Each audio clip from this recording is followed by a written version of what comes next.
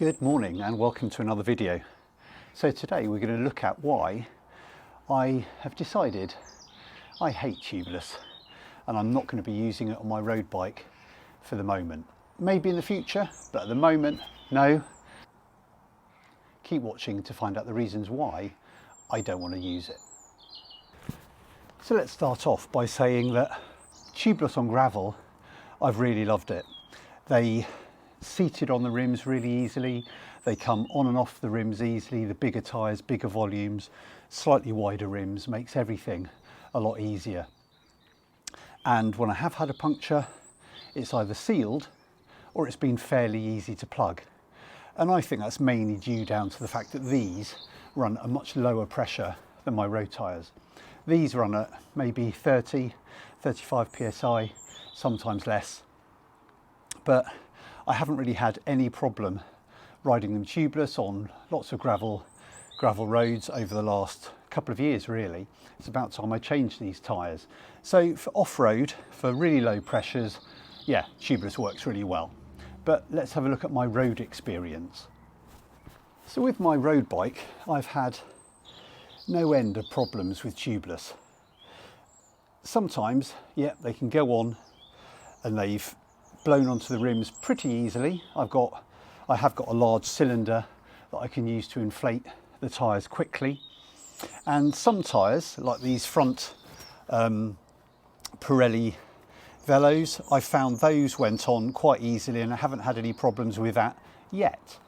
This tyre on the other hand, which is a Goodyear Vector, I had them both brand new, put on probably about a week into riding them. I went out on a club ride and had a sidewall nick in the tyre, and the tyre instantly deflated, didn't seal at all, and there was no way of fixing it at the roadside. I had to put a tube into it, and that worked. But by that time I sort of missed the ride, everyone had gone on, and I was stuck for about 20 minutes faffing around trying to get rid of latex sealant, trying to sort that out, covered in mess as I put a new tube in, and then carried on the ride, which was fine after that.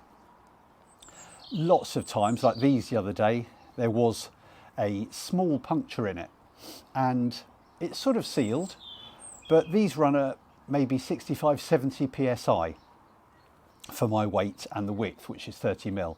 And at that pressure, even though it was a pretty small hole, it didn't really seal. It sealed okay to get home. It sealed and the tyre held about 40 psi, but as soon as I put it up to 60, 65 psi and went out for a ride, the hole opened again. And I was losing pressure, and again it sort of held at about 40 psi. So the whole way round on a ride I was thinking it was like a puncture. Some friends advised me to plug it, so I tried to plug it, but to force a hole big enough for the plug to go in, I had to really put some effort into puncturing through the tyre to get a plug in, which I did. But then after that the tyre had come off the rim and then it wouldn't go back on. And I wanted to go out for a ride quickly, so basically I swapped bikes and went out on my other one, leaving this one in the garage to fix later. Sometimes I have been able to use my track pump to get tyres on. Other times I've needed the air cylinder to really blow a tyre on the rim. But as I said, the other day when I had that problem and the tyre wouldn't seat, it wouldn't seat with this cylinder. I tried it at least twice and it wouldn't seal at all, which is why I ended up going out on my other bike. So now I've ended up putting a tyre patch inside the tyre, glued that in, and I've got a tube running in it at the moment. But to me, every time I've been out and had a problem with tubeless on the road, it's always been a problem.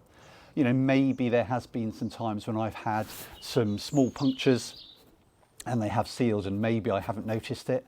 But on the whole, every time I get a puncture, it's either it doesn't seal at all and completely blows out, or it seals but not very well, or there's a problem getting in the first place the rim or the tyre to seat on the rim well.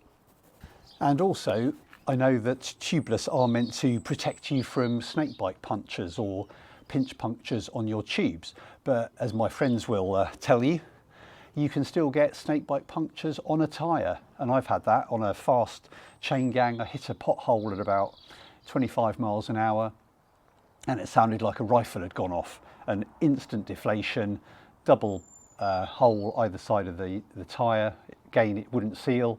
And again, it was another 10-minute operation or more to try to get a tube in the tyre. So yet another failing of tubeless for me. So I found so many problems with tubeless that for the moment, I think I'm just going to stick to tubes. I mean, when I think about it, probably I have a puncture maybe 2 or 3 times a year. I don't race. So, you know, the worst that can happen is I'm going to spend 5 minutes at the road fixing a tyre.